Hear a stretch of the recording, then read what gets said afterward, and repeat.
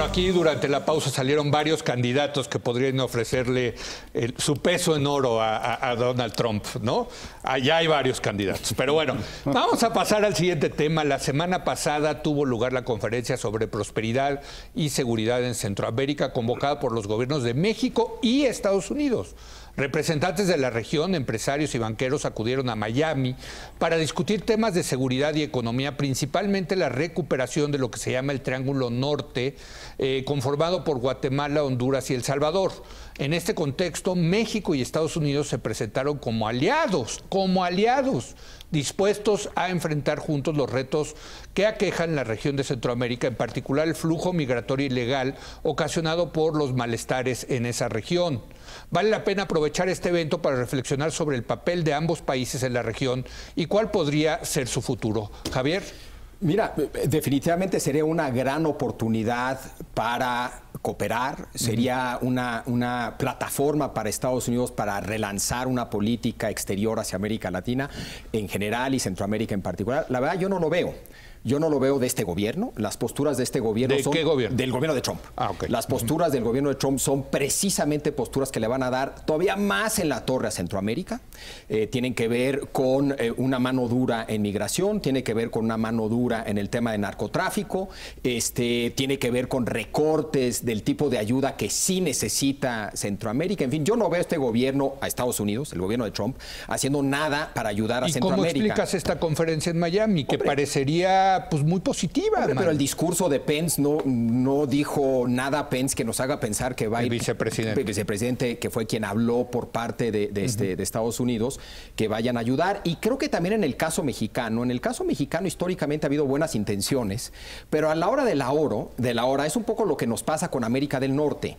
Nos quejamos de que en Estados Unidos y en Canadá no hay visión respecto a una América del Norte y que no están dispuestos a invertir en América del Norte. Eso nos ha pasado a nosotros con Centroamérica. Desde los 80s. La verdad, hay buenas intenciones, de repente ha habido buenas ideas, pero a la hora de la hora lo vemos como lo ve Estados Unidos, como una pieza de negociación en la relación bilateral con Estados Unidos. ¿Es más retórica esto de Miami? Yo, tristemente, ojalá que no, porque de que está en el interés de México y en el interés de Estados Unidos ayudar a Centroamérica, de eso no hay la menor duda. Héctor, tú decías que no necesariamente era retórica. No, es que yo creo que las señales que hay en materia de migración y en materia de combate al narcotráfico son muy adversas para Centroamérica de parte de Estados Unidos, y yo creo que van a ser muy complicadas para México, porque al final lo que está planteando Estados Unidos con toda claridad, lo dijo Kelly, es a la migración centroamericana. No vengan, porque aquí las cosas se van a poner muy duras y cada vez más duras. El secretario del Homeland Security. Y en materia de narcotráfico ya es el asunto de que hay que darle un tratamiento transnacional a la cuestión del narcotráfico. Y en las dos, México queda como la frontera extendida de Estados Unidos y como el espacio y como el gobierno que tiene que colaborar en estas dos cosas. El buffer, somos el buffer, ¿no? Pero desde hace rato, Jorge lo sabe muy bien, esta es una petición activa de los Estados Unidos, en el sentido que México tenga una posición activa en la contención de la migración centroamericana. Ahora, y ocurre. Estas dos cosas, sobre todo el tema de la migración, puede ser muy dañina para Centroamérica si se controla el flujo y si se para, porque paradójicamente, con todos los problemas que tiene de seguridad, Centroamérica es una región que ha estado creciendo bastante bien. Sí, muy bien. En los últimos años. Sí. En promedio, creo que el año pasado estuvo en el 5%. Más que México, sin duda. Tiene estables sus variables macroeconómicas, está bastante bien, pero una parte muy importante de eso son las remesas que mandan los migrantes que están en Estados Unidos. Si tú quitas ese factor y presionas sobre el factor persecución al narcotráfico, puedes llevar mucha más violencia y mermar mucho la economía de esos países. Es una cosa muy frágil también. Jorge. Sí, agregaría simplemente un par de reflexiones. Primero, el tema del narco sí se ha complicado porque de nuevo ha crecido la superficie sembrada en Colombia de hoja de coca y por tanto la producción colombiana de cocaína y por tanto el flujo vía Centroamérica y México hacia Estados Unidos de cocaína. No es lo mismo que la famosa epidemia de opioides y por tanto de heroína que se origina en México con la amapola nuestra, pero lo que sí es cierto es que ahí se ha agudizado un problema de narco.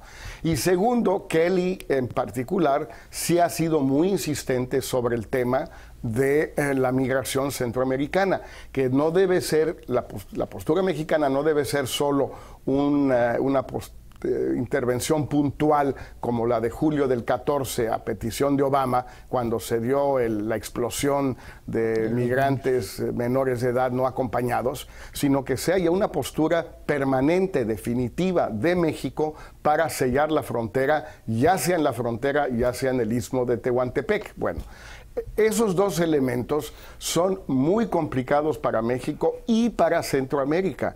Y yo veo más el intento de Estados Unidos de presionarnos a nosotros para que hagamos eso, más que cooperar con nosotros para el desarrollo económico del Triángulo del Norte. Porque, por ejemplo, Kelly no se comprometió en ningún momento, ni Tillerson tampoco, a renovar los créditos de Joe Biden, del vicepresidente Biden, de la llamada Alianza para la Prosperidad, que fue poca lana la que hubo, pero ahora ni siquiera hay poca, no hay.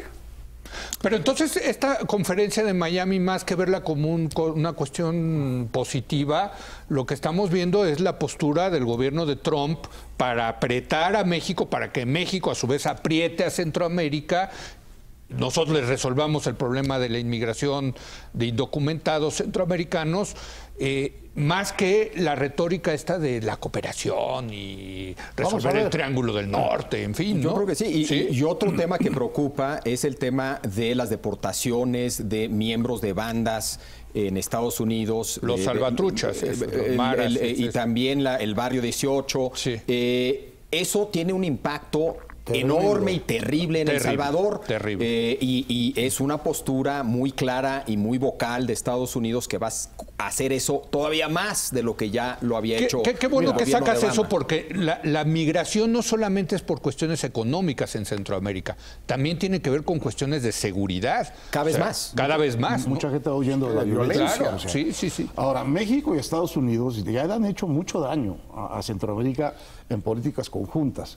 Recuerdo cuando decidieron intervenir el paso aéreo de la cocaína colombiana, me acordé cuando lo estaba diciendo Jorge, de manera que no pudieran volar del sur y cruzar a territorio mexicano y aterrizar en cualquiera de las miles de pistas clandestinas que había aquí. Lo que hicieron fue una interdicción aérea, de manera que ninguna aeronave pudiera cruzar territorio mexicano si no paraba antes en Tapachula o en Cozumel. Sí, correcto. Y efectivamente pararon el flujo aéreo de la coca, con la consecuencia de que se estableció el flujo terrestre de la coca por todo Centroamérica y por el sur de México hacia el noreste y el norte. Y esa es la razón por la cual los Zetas en particular se fueron extendiendo a lo largo de toda esa línea y entraron a Centroamérica para cuidar su vía terrestre de distribución. Y hicieron Pinole Guatemala. Guatemala. Guatemala, sí, terrible. Las consecuencias no buscadas de estas políticas pueden ser realmente muy, muy gravosas para, desde luego. Para América Central. Desde luego, y eso hay que unar que cerraron luego, el Caribe. Antes habían cerrado el Caribe. Por eso se vinieron a México. Desde hace mucho antes. Exacto. Un último comentario, Jorge, desde Nueva York. Ahora, hay el tema. Lo que decía Javier hace un momento, también del lado mexicano ha habido cierta hipocresía desde de finales de los años 70, pero ya más recientemente con el gobierno del presidente Peña con Guatemala. En los primeros encuentros de Peña con Otto Pérez Molina en el 2013, Pérez Molina pide un gasoducto, que haya exportación de gas de México a Guatemala, porque tienen un problema muy serio de energía en Guatemala que poco a poco van a ir arreglando con energía de fuentes hidráulicas. Bueno, Peña dice que sí, y ya han pasado 5 años y no hay 1 milímetro de gasoducto construido. Qué bueno quizás porque no habría gas Sí. para mandar por el gasoducto a Guatemala, pero sí somos muy poco serios nosotros, e insisto, eso no es Peña, es por lo menos desde López Portillo, que queremos tener una política muy activa, muy presente, muy vigorosa en Centroamérica y luego no queremos poner la lana que eso implica de manera absolutamente ineluctable. Bueno, pues vaya tema. Gracias, Jorge. Gracias desde Nueva York. Te vemos la semana que entra. Buenas noches. Un abrazo a todos. Hasta luego. Nos vemos, Jorge. Bueno, gracias. Bueno, Gracias, buenas noches. Héctor. Buenas Gracias, noches, Leo. Javier. Buenas noches. Gracias a usted por habernos acompañado. Yo lo espero mañana en punto de las 10 de la noche, cuando otra vez sea la hora de opinar. Aquí nos vemos.